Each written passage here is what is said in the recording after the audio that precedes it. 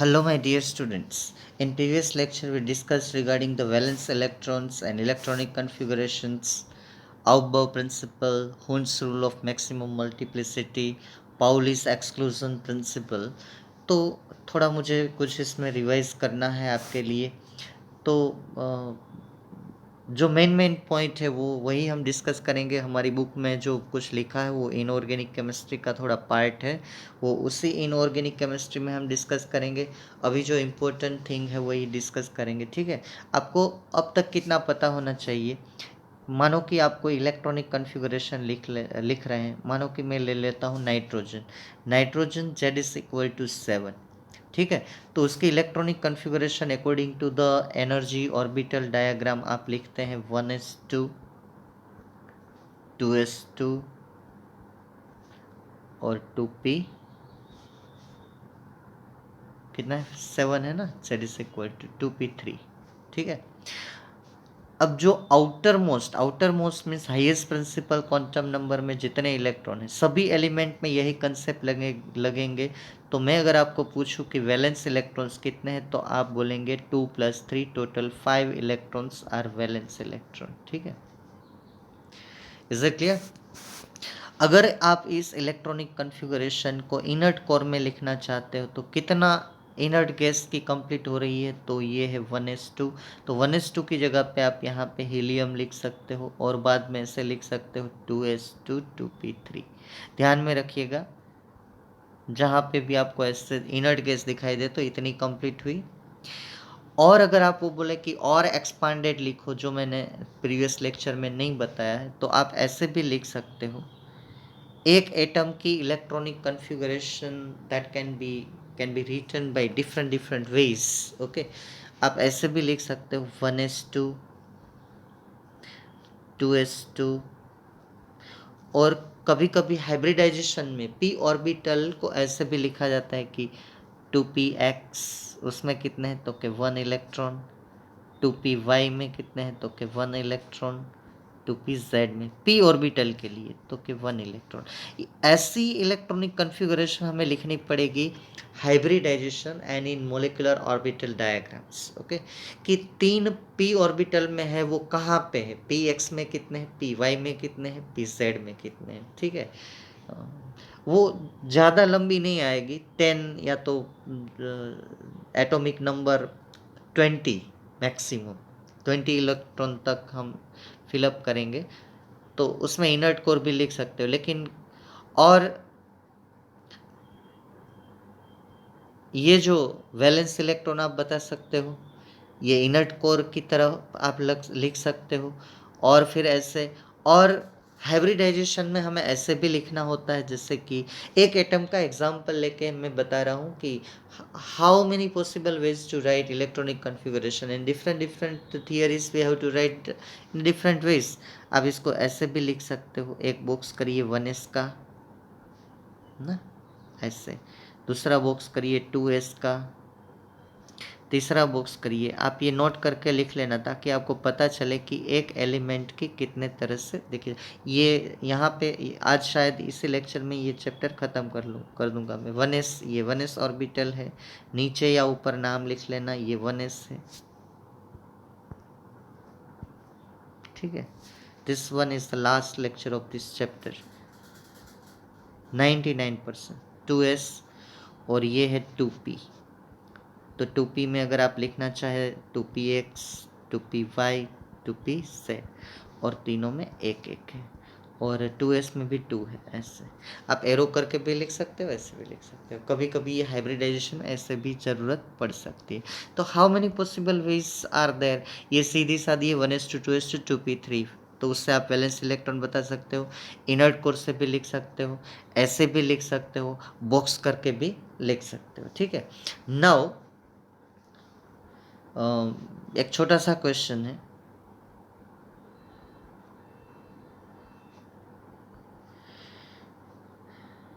Explain, हालांकि हमें explain नहीं करना है इसमें इतना detail, stability of orbitals. 2 point ही लिखने हैं, बहुत ही छोटा पॉइंट है जो बहुत ही इम्पोर्टेंट है 12th स्टैंडर्ड में। Explain stability of orbital. तो ऑर्बिटल की स्टेबिलिटी हमें दिखानी है। तो पहला पॉइंट है completely filled orbitals are more stable. Number 1, completely filled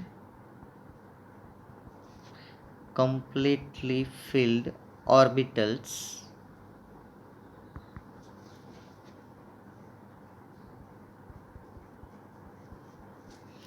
are most stable। आपको जितनी ज़रूरत है लाइफ में उतना मिल जाए तो मतलब कि यू आर स्टेबल। अब मुझे कुछ नहीं चाहिए, ठीक है। तो जितने इलेक्ट्रॉन उसमें आ सकते हैं उतने इलेक्ट्रॉन अगर उस ऑर्बिटल में समा जाए तो मतलब वो ऑर्बिटल स्टेबल हो जाएगी। सीधा साधा कंसेप्ट। आपको जो चाहिए वो मिल जाए लाइफ में तो आप स्टेबल हो जाएंगे, आपको और कुछ नहीं चाहिए, ठीक है। In any shell, if S present, SP present, SPD present, or SPDF present, if that orbital is completely filled according to its capacity, then in this condition all orbitals are stable, ठीक है। Second concept है उसमें, half filled orbitals are more stable. Half field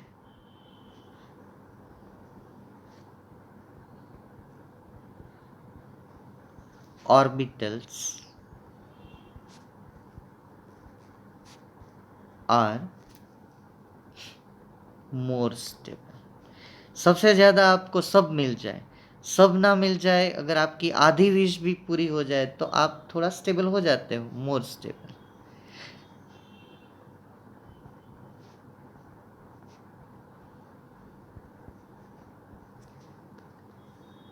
उसमें आप लिख लो S में S तो सब कंडीशन में स्टेबल ही है, S1 S2 उसके आगे तो आता नहीं। P3 6 की कैपेसिटी है, हाफ फील्ड। D10 की कैपेसिटी है, हाफ फील्ड। D5 F14 की कैपेसिटी है, हाफ फील्ड 7। तो अगर कहीं पे आपको ये दिखाई दे तो ये सब कंडीशन जो है वो मोस्ट स्टेबल कंडीशन है, मोर स्टेबल। अगर कंप्लीटली फील्ड है तो मोस्ट स्टेबल, अगर कंप्लीटली नहीं है, अगर हाफ फील्ड है देन ऑल्सो ये स्टेबल। चलिए उसमें हम दो एग्जाम्पल लेते हैं। X for example, stability concept से कभी कभी एक्सेप्शन में इलेक्ट्रॉनिक कन्फिगरेशन चेंज हो जाती है। एक्स फॉर एग्जाम्पल क्रोमियम, इसका एटॉमिक नंबर है Z is equal to 24। According to above principle हम इलेक्ट्रॉनिक कन्फिगरेशन सिंपल लिखेंगे तो आर्गोन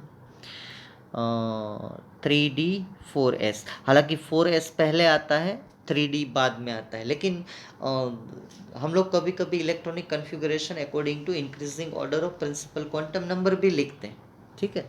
ये ऐसे 4S पहले आता है, हाँ।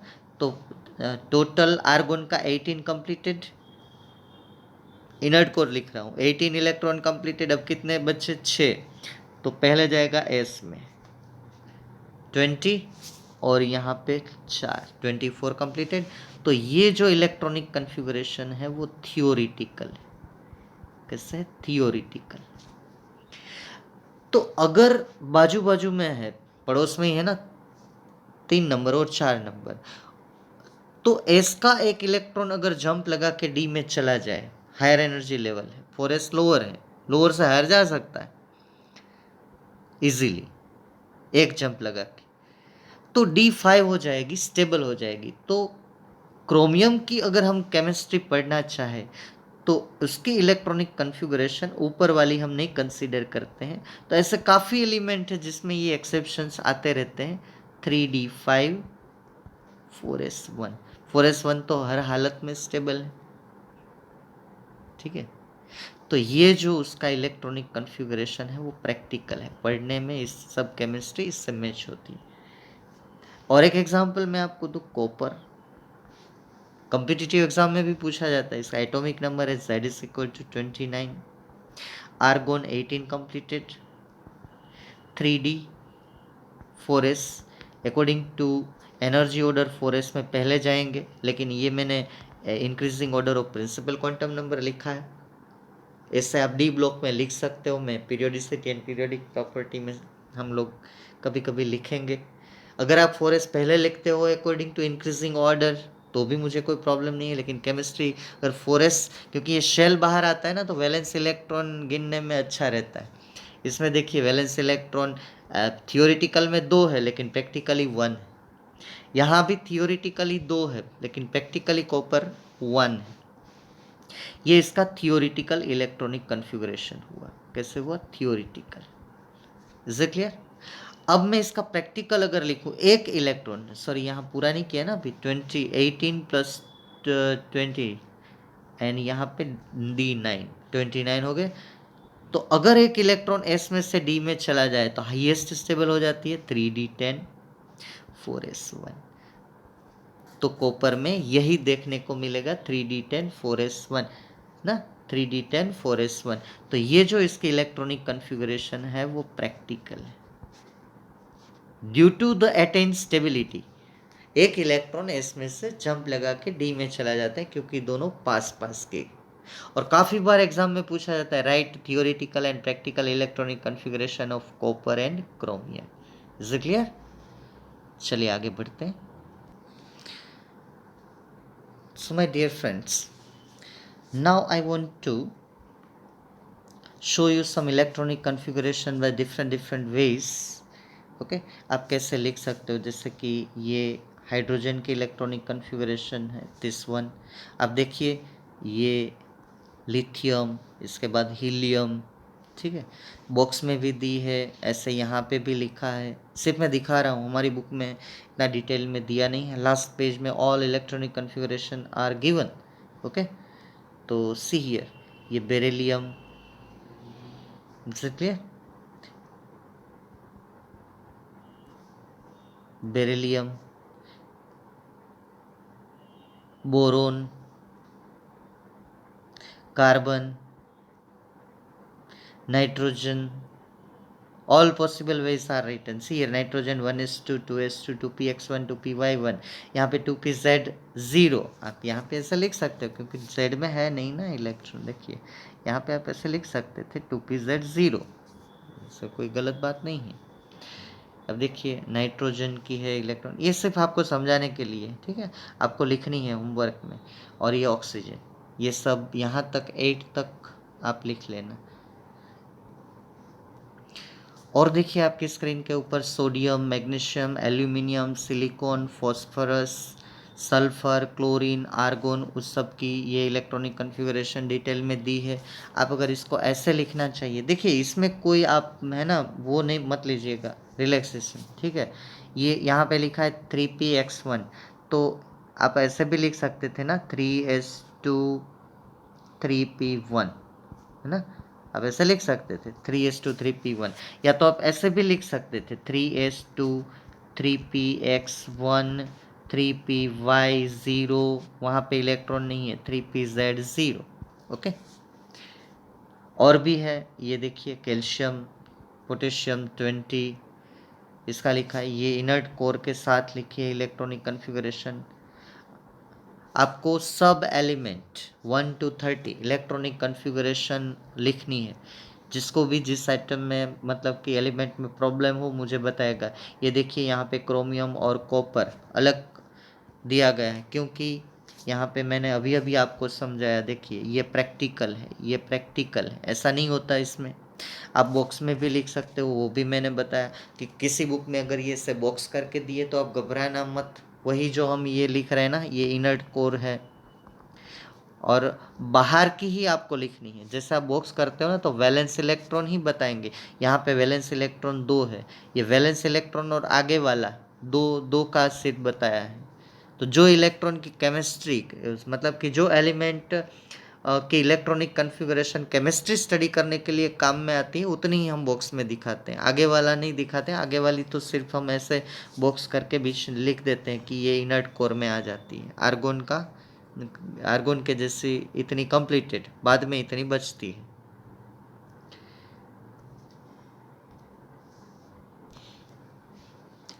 And this is the last concept of our chapter. मैंने जो अभी अभी आपको स्टेबिलिटी समझाई, that stability is due to half filled और completely filled orbitals. Now you have to write next question is explain the stability due to exchange of energy. आप घबराएगा मत, बहुत ही ईजी कंसेप्ट है and this is the last concept of our text book. So stability due to exchange energy, तो इसमें आपको जो ध्यान में रखना है, मानो कि हमारे पास, आपको ये सब जो लिखा है वो लिखना है, मैं आपको सिर्फ थियरी समझाऊंगा. क्रोमियम का यहाँ पे एक एग्जांपल ले रहे हैं, Z=24, तो इसके इलेक्ट्रॉनिक कन्फिगरेशन जो है वो 3d4 4s2. ये थियोरिटिकल है. थियोरिटिकल मतलब कि 3d4 में ये 4 इलेक्ट्रॉन, ये 4s2. तो अब एनर्जी एक्सचेंज गिनना है, उसमें एक गेम खेलनी है. जो पहला इलेक्ट्रॉन है वो कितने इलेक्ट्रॉन के साथ पेयर कर सकता है? 3 के साथ. पीछे नहीं जाना है, आगे जाना है, ठीक है, 3 के साथ. तो यहाँ पे 3 एक्सचेंज पॉसिबल है. ये दूसरे वाला इलेक्ट्रॉन बाकी 2 के साथ, तो यहाँ 2 पॉसिबल एक्सचेंज है. तीसरे वाला इलेक्ट्रॉन 1 के साथ, तो 1 पॉसिबल एक्सचेंज है. तो टोटल 3 + 2 + 1, तो 6 पॉसिबल एक्सचेंजेस आर देयर. तो कितने एक्सचेंज हुए? ये रहा 3 + 2 + 1. आगे ही जंप करेगा. इलेक्ट्रॉन अपने ग्राउंड स्टेट में कभी पीछे नहीं जाता है. मैंने पूरे लेसन में ऐसा कभी नहीं बताया कि इलेक्ट्रॉन पीछे जाएगा. वो आगे ही जाएगा, ठीक है. या तो अपने घर में रहेगा या तो वो अपने से आगे वाले घर में जाएगा, ठीक है. अब देखिए, मैं क्रोमियम में अगर ऐसे नहीं लेता और 3d5 ले लेता, 3d5 एंड 4s1, ये इसकी प्रैक्टिकल इलेक्ट्रॉनिक कन्फिगरेशन है, मैंने अभी अभी समझाई. तो इसमें कितने पॉसिबल एक्सचेंज हो रहे हैं देखिए. अगर मैं 3d5 ले लेता हूं, ठीक है, कहाँ पे है? ये रहा. यहाँ पे देखिए, ये पहला इलेक्ट्रॉन, इसका पॉसिबल एक्सचेंज 4 है. ये दूसरा इलेक्ट्रॉन, इसका पॉसिबल एक्सचेंज 3 है, ठीक है. यहाँ ये तीसरा इलेक्ट्रॉन 3d5 का, यहाँ उसके पॉसिबल एक्सचेंज 2 है. और यहाँ चौथा इलेक्ट्रॉन, इसका पॉसिबल एक्सचेंज 1 है. लास्ट इलेक्ट्रॉन का नहीं होता. तो टोटल आप लगाइए, तो पहले का 4, दूसरे का 3, थर्ड इलेक्ट्रॉन 2 और ये फोर्थ इलेक्ट्रॉन 1. टोटल कितना है? 10. जो more number of electron energy exchange, more stability. तो यहाँ पे 10 ways are there. So 3d5 is more stable, और in any shell d5 is more stable than, अगर d1 होती, d2, d3, d4 जो भी हो, लेकिन half field is more stable. अगर आप इसको कंप्लीटली फिल कर देते, then there are 20 possible ways. तो completely filled orbitals are more stable than the half filled. ठीक है. ऐसे होता अगर मेरे पास, आपको लिखना नहीं है, मैं सिर्फ समझा रहा हूँ, ठीक है. ये 1 2 3 4 5 शेल, और सब शेल जो है उसमें 2 इलेक्ट्रॉन. तो सब इलेक्ट्रॉन का ये पॉसिबल जंप होगा ना, सबके लिए सोचना पड़ता है. ये 2 इलेक्ट्रॉन, तो ये डबल पॉसिबिलिटी हो जाती है. एक इलेक्ट्रॉन के लिए 10 और दूसरा जो अपोजिट स्पिन वाला है उसके लिए 10. तो this one D10 is more stable. ये हमें आगे प्रैक्टिकल यूज में बहुत नहीं लेना है, लेकिन ये जो स्टेबिलिटी है उससे भी आप समझा सकते हैं पॉसिबल एनर्जी एक्सचेंजेस. तो आप क्रोमियम का एग्जांपल लेके यहाँ पे ये दूसरा पॉइंट है ना, ये सब पॉइंट आपको लिखने हैं, लेकिन उसमें जो समझाने वाली बात थी वो मैंने यहाँ पे ये एक्सचेंज खत्म हो जाएगा, ठीक है. Hello my dear friends, now second chapter is over, all the problems related to second chapter also over. Let us start chapter number 3, and the chapter number 3, write down the statement, that is the classification of elements and periodicity in properties. ठीक है. इसमें ये बहुत छोटा lesson है, इससे आधा आप समझ लीजिए, जल्दी ख़त्म हो जाएगा. तो इसमें हिस्ट्री जो है हम क्वेश्चन आंसर फॉर्म में नहीं लिखेंगे, मैं जितना बोलूँगा उतना नोट करके आप आगे चलिएगा, ठीक है. हिस्ट्री का कोई इम्पोर्टेंस नहीं है, तो हम उसको जल्दी जल्दी ख़त्म करेंगे. तो फर्स्ट इज, तो इन 17th सेंचुरी हमारे पास 31 एलिमेंट. धीरे धीरे एलिमेंट जो है वो बढ़ते गए, क्योंकि अगर मैं लिखूँगा तो बहुत टाइम बर्बाद होगा और जल्दी से मुझे जो इसकी इम्पोर्टेंट थियरी है उसके ऊपर आना है, ठीक है। तो आपको मैं धीरे धीरे हिस्ट्री जल्दी से समझा देता हूँ। अब जब हम 18th to 1869 तक आए तो हमारे पास 63 एलिमेंट्स आ गए। तो 31 एलिमेंट्स से जैसे जैसे हमारे घर में सामान बढ़ता जा रहा है तो हमें सिस्टमेटिक अरेंजमेंट चाहिए। ऐसा ही हम पूरा कहीं पे थ्रो करके नहीं रख सकते, है ना, ठीक से नहीं दिखेगा। तो अब प्रॉब्लम यह आया कि how can we study it. So these elements should be systematically arranged। Question answer के फॉर्म में भी अगर लिखना चाहे तो हम लिख सकते हैं, ठीक है। तो पहले आपको 2 पॉइंट नोट कर लेने हैं कि हमारे पास पहले 31 एलिमेंट थे, बाद में 63 हुए और आज की डेट में 118 एलिमेंट्स है। So the systematic arrangement of element concept is arises। Okay, तो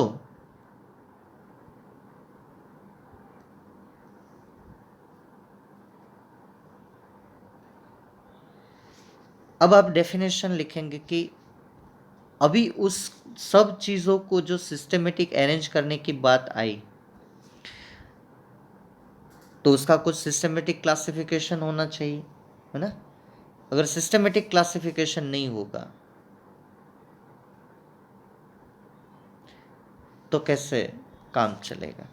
तो आप लिखेंगे, इसके बाद नोट करिएगा, क्वेश्चन आंसर फॉर्म में नहीं, आपके नॉलेज में ये बात रहनी चाहिए, ठीक है। थियरी आएगी, मैं थियरी ठीक से पॉइंट वाइज आपको समझाऊंगा। ये सब सब सिर्फ आपके नॉलेज के लिए। आपको पता होना चाहिए कि क्यों पीरियोडिक टेबल एग्जिस्ट हुआ, बहुत ही इम्पोर्टेंट है, क्योंकि पीरियोडिक टेबल जो है वही केमिस्ट्री का एक एक एक उसको बोलते हैं ना, जैसे हमारा धर्म ग्रंथ है गीता, उस तरह ही सब चीज़ें वहाँ जाके ख़त्म हो जाती। कुछ भी प्रॉब्लम हो देखिए पीरियोडिक टेबल में, ठीक है। तो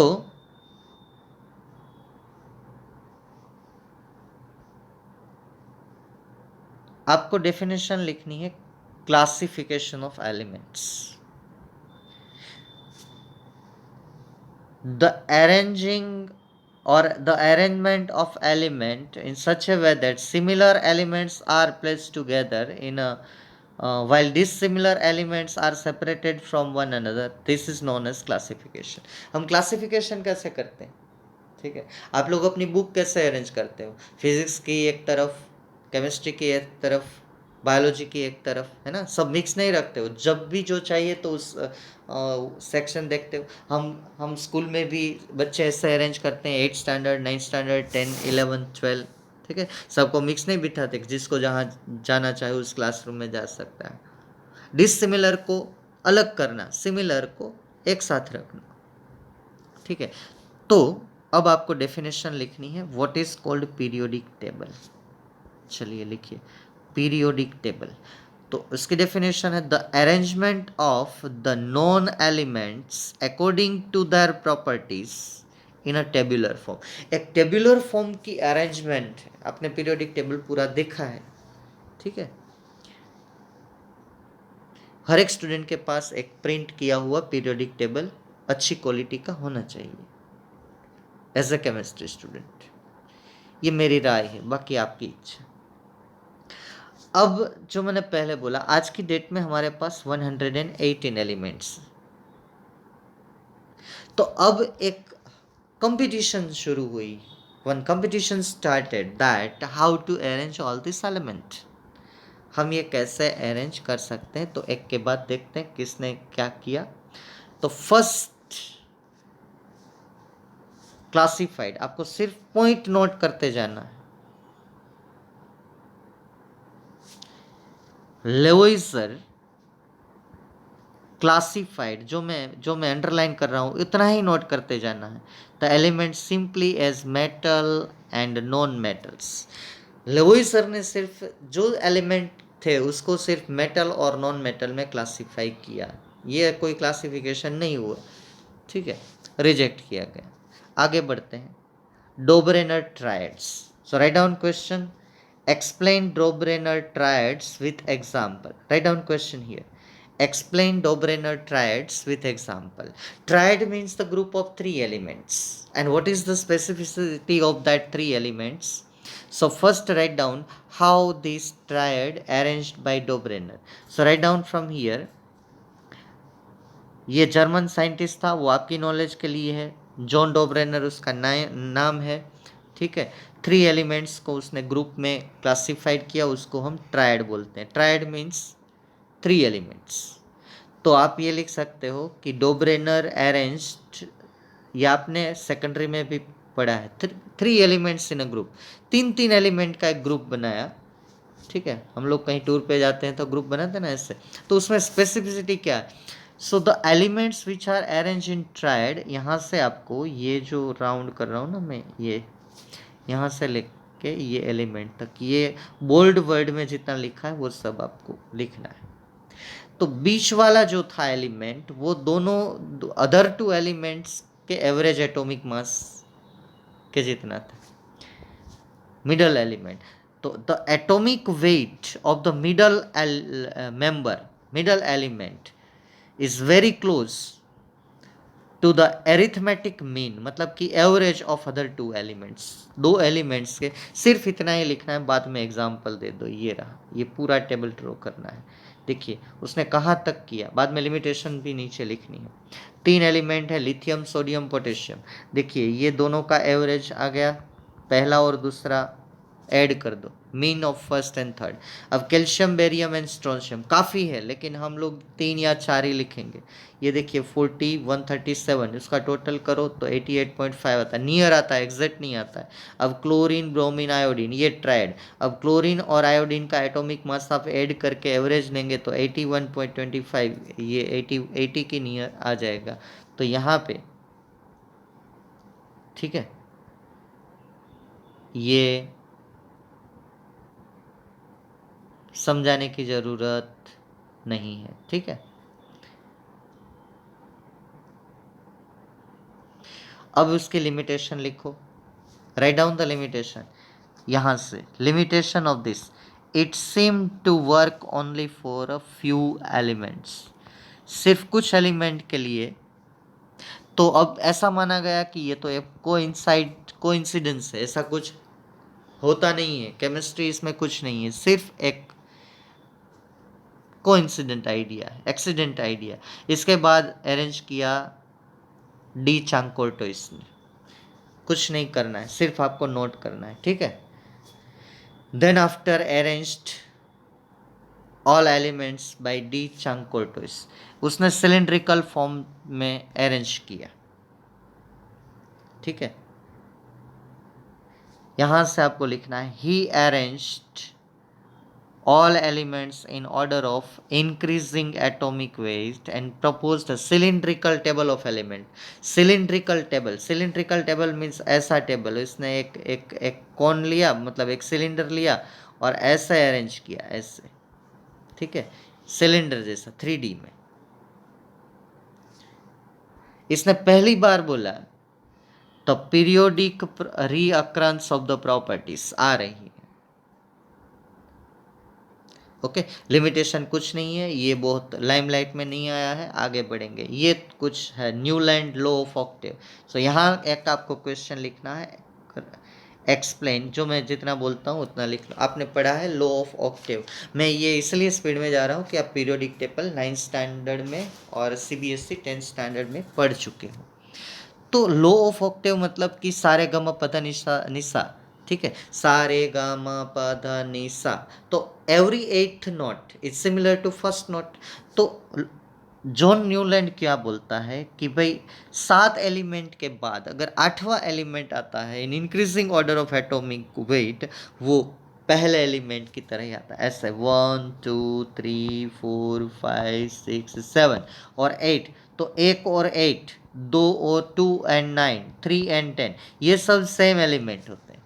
तो every 8th element from any number is similar.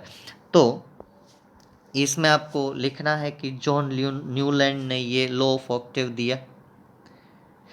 ये लो ऑफ ऑक्टेव है जो मैं अंडरलाइन कर रहा हूँ. When the elements are arranged in the increasing order of atomic weights the properties of every eighth element are similar to the first one. This is called law of octave. सिर्फ इतना ही लिखो. हो गया लो of Octave. अब ये table आपको लिखना है.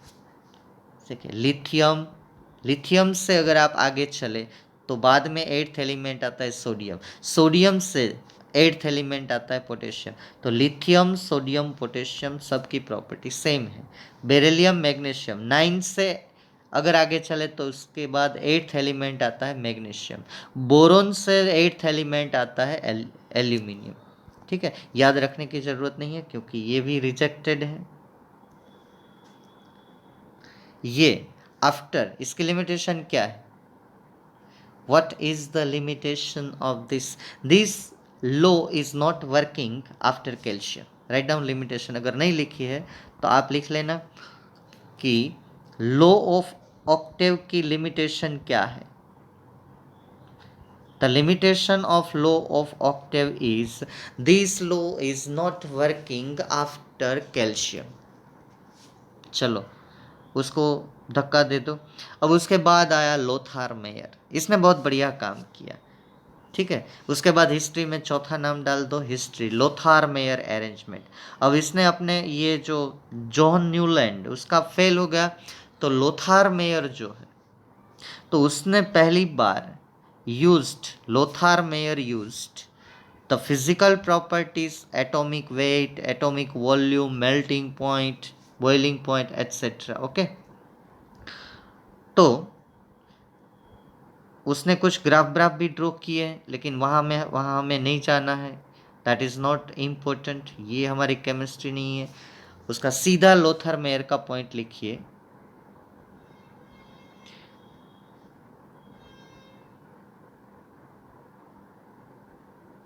ये भी कुछ लो ऑफ ऑक्टेव की तरह ही है. अगर इस पॉइंट को आप नोट करना चाहे तो आपके इंटरेस्ट के लिए कर सकते हैं. इसमें कोई वो नहीं है. When the properties of the elements such as atomic volume, melting point, boiling point etc plotted as a function of their atomic weight, तो उसमें भी एक रीअकरेंस आता है कि लो ऑफ ऑक्टेव की तरह एवरी एट्थ एलिमेंट. अब इसके बाद ये पॉइंट लिखिए. when the elements are arranged in the increasing order of their atomic weights, similarities in physical and chemical properties appear in regular intervals. तो ऐसा ही हुआ, लो ऑफ ऑक्टेव की तरह ही हुआ कि वो बोलता है कि सिमिलर इंटरवल पे बाद में जो एलिमेंट आता है वो पहले की तरह ही आता है. मतलब कि recurring of chemical property. Lothar mayor में इतना पॉइंट लिख लीजिएगा. ठीक है.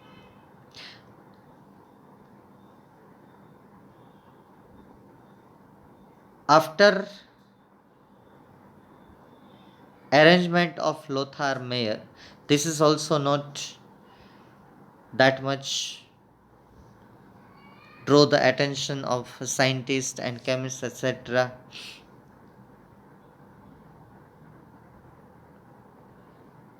तो पहली बार किसी ने, ये लोथार मेयर का अच्छा था लेकिन जो उसकी जो अरेंजमेंट है उसके पब्लिकेशन में और कुछ थोड़ा प्रॉब्लम रहा होगा. बाद में मेंडलीफ जो आज की डेट में भी उसका जो क्लासिफिकेशन है तो write down question, write Mendeleev periodic law. Okay. तो मेंडलीफ का जो पीरियोडिक लो है वो आप राइट करेंगे. The physical and chemical properties of elements are periodic function of their atomic weights. मतलब कि सभी एलिमेंट की फिजिकल एंड केमिकल प्रॉपर्टीज जो है वो पीरियोडिक फंक्शन का मतलब क्या हुआ? वही जॉन न्यूलैंड ने जो बोला ऑक्टेव में, वही periodic function means reoccurring of the same properties again and again after some interval. जैसे हम एक रोड के ऊपर ट्रैवलिंग करते हैं तो 1 किलोमीटर चलते हैं और वही सेम टाइप का बम्प आता है तो हमें पता चल जाता है कि ये देखिए 5 मिनट के बाद आ गया और गाड़ी जंप लगाती. ठीक है। और जैसे हम कोई राउंड में घूमते हैं फेयर में, तो एक ही जगह पे अगर वो 10-15 चक्कर लगाते हैं तो 15 बार उसी जगह से हम पास होंगे, उसको बोलते हैं कि रीअकरिंग मोशन। तो ये जो है ये इसका पीरियोडिक लो है। अब मेंडेलिव का पीरियोडिक टेबल जो है उसके बारे में हमें डिस्कस करनी है। अब जो मेंडेलिव का हमने पीरियोडिक लो लिखा, उसके नीचे उसकी अरेंजमेंट के कुछ इम्पोर्टेंट पॉइंट्स हमें नोट करने हैं। मैं जो बोलता हूँ आप नोट करते जाइए, ठीक है, और ज़्यादा मत लिखना। मेंडेलिव ने क्या ऑब्जर्व किया? पहला पॉइंट लिखिए कि Mendeleev arranged all the known elements in the form of a table known as periodic table. Is it clear? इसके बाद लिखिए the elements fall in a certain groups और families.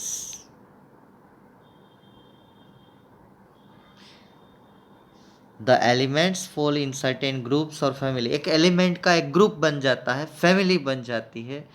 Where similar to each other in many properties, तो वो जो है काफ़ी कुछ प्रॉपर्टी में सिमिलर। लो के नीचे ये 2 पॉइंट लिखिए। उसके बाद कुछ हमें इंपॉर्टेंट पॉइंट्स नोट करने हैं कि उसने क्या किया।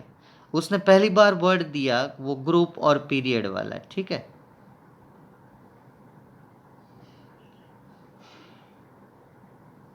इसके बाद लिखिए the horizontal rows in periodic table are called period. उसका जो पीरियोडिक टेबल है उसमें जो हॉरिजॉन्टल रोज है in periodic table are called period, और वर्टिकल कॉलम जो है उसको बोलते हैं ग्रुप। मतलब कि ऐसे सीधी कॉलम है उसको हम ग्रुप बोलेंगे, ये ग्रुप है। और ऐसी जो लाइन है टेबल में ऐसी हॉरिजॉन्टल, इसको हम बोलेंगे पीरियड, ठीक है।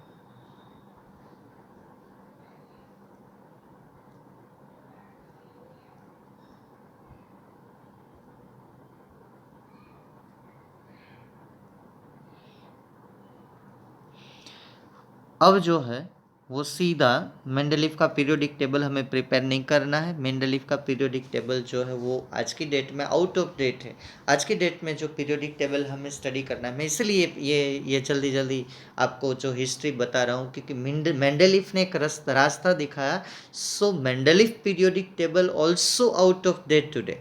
मेंडलीव आपको बता दूँ वो एक टीचर थे, उन्होंने ये उसको स्टूडेंट को पढ़ाते पढ़ाते उनको ये आइडिया आया, ठीक है। तो हम लोगों को इसकी जो स्पेसिफिसिटी है पीरियोडिक टेबल की, मेंडेलीव ने क्या मतलब कि इनोवेटिव काम किया वो हमें पढ़ना है, ठीक है। तो एक बार मैं आपको मेंडेलीव के पीरियोडिक टेबल का आपको जो पॉइंट नोट करनी है वो थोड़ा मैं आपको दिखा देता हूँ। ये मेंडेलीव का पीरियोडिक टेबल है, आप नोट कर सकते हो। मेंडेलीव के पीरियोडिक टेबल में अब ज़रा देख लो, मेंडेलीव का जो पीरियोडिक टेबल है, ठीक है, ये आपको स्क्रीन एडजस्ट करनी होगी। इसमें आप देखिए कितने पीरियड्स हैं, 1 2 3 4 5 6 7 8 9 10 11 एंड 12, और 8 ग्रुप्स है, देखिए ऊपर है ना, 8 ग्रुप्स है। ये आपको पढ़ना नहीं है, सिर्फ आपको नोट करना है। नीचे नोट कर लो, Mendeleev classified elements in 12 periods. ये आपके सामने दिखाई दे रहे हैं, देखिए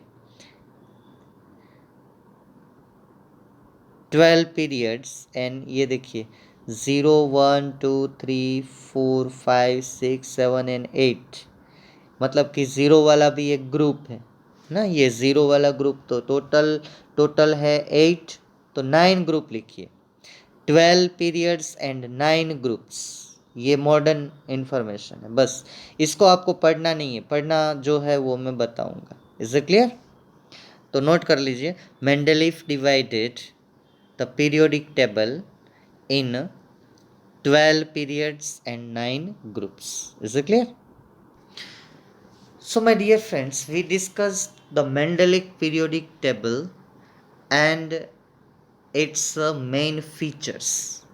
ठीक है, मैंने जो नोट करवाया वो उतना आपको उसमें लिखना है। अब आपका क्वेश्चन है कि मेंडलीव पीरियोडिक टेबल ने हमें राह दिखाई और आज की डेट में हमारे पास जो मॉडर्न पीरियोडिक टेबल है तो उसने कौन सा कंट्रीब्यूशन ऐसा दिया। तो आप एक क्वेश्चन आंसर के फॉर्म में, क्वेश्चन के फॉर्म में लिख लीजिए, ये पूछा जाता है क्वेश्चन। अब धीरे धीरे हमारा चैप्टर जो है वो हमारा कंटेंट स्टार्ट होगा। आपको क्वेश्चन लिखना है, right important contributions of Mendeleev periodic table. तो कंट्रीब्यूशन एक के बाद एक हम नोट करते जाएंगे, वो भी बहुत इजी है। तो पहला कंट्रीब्यूशन उसका ये है कि आफ्टर अरेंजमेंट, मेंडलीव ने जो अरेंजमेंट किया इससे हमें एक सिस्टेमेटिक स्टडी करने का अवसर मिला। तो पहला ये है systematic study of the element. आपको डिटेल में नहीं लिखना है, बस first contribution, with the help of Mendeleev periodic table we can study systematically all these elements. Okay, बस इतना, उसमें कुछ डिटेल में नहीं लिखना है। दूसरा, he arranged periodic table in a increasing order of atomic mass and he strictly follow this rule। उसने वो रूल स्ट्रिक्टली फॉलो किया। तो जो एलिमेंट सेट नहीं आ रहा था वो जगह उसने छोड़ दी कि यहाँ पे जो एलिमेंट है उसका अगर एटॉमिक मास सेट नहीं आ रहा है तो उसने उसको दूसरी जगह पे रखा और वो जगह खाली रखी। और उसने बोला कि यहाँ पे करेक्शन हो सकता है, correction of the atomic masses. ठीक है, कहाँ कहाँ पे उसने करेक्शन किया, उसको जो नहीं लगा, क्योंकि उसने एक स्ट्रिक्ट रूल फॉलो किया कि similar elements he placed in a similar group. अगर जगह खाली रहती है तो रहे, ठीक है। और अगर अकॉर्डिंग टू एटॉमिक मास वो उस जगह पे नहीं आ रहा है तो उसने कहा कि ये गलत है, ये यहीं पे ही आना चाहिए और इसका एटॉमिक मास ऐसे होना चाहिए। Why? Because he arranged all elements in increasing order their atomic mass. तो उसने ऐसा किया कि या तो मैं रूल वायोलेट करूंगा मेरा, लेकिन एक रूल उसने स्ट्रिक्टली फॉलो किया, वो कि सेम एलिमेंट वाले जो सेम प्रॉपर्टी वाले एलिमेंट को एक ही ग्रुप में रखा। ठीक है, तो उसका दूसरा कंट्रीब्यूशन है, उसने काफ़ी एलिमेंट के एटॉमिक मास उसके जो रूल थे उस हिसाब से करेक्ट करके दिखाए। यहाँ आपको एग्जाम्पल लिखने हैं यहाँ से। फॉर एग्जाम्पल, बेरिलियम का जब एटॉमिक मास फाइंड किया तो वो 13.5 किया था, मेंडलीव ने बोला कि नहीं 9 है, ये एक। उसके बाद जो एटॉमिक मास हुए, मतलब कि उसमें जो करेक्शन हुए उसके नाम लिख लीजिए, इंडियम है, गोल्ड है, प्लेटिनम है, वो बाद में करेक्ट किए गए। एक आपको नंबर के साथ ही याद रखना है, बाकी किस किस के करेक्शन हुए वो आपको ये करना है। ठीक है, तीसरा कंट्रीब्यूशन, थर्ड कंट्रीब्यूशन, वो थर्ड से हम नेक्स्ट लेक्चर में लेंगे। ठीक है, आप ये कंट्रीब्यूशन जो है ये 2 तक आप लिख लेना। अभी काफ़ी कंट्रीब्यूशन है जो हम नेक्स्ट लेक्चर में डिस्कस करेंगे। Okay, till then thank you friends, thank you very much.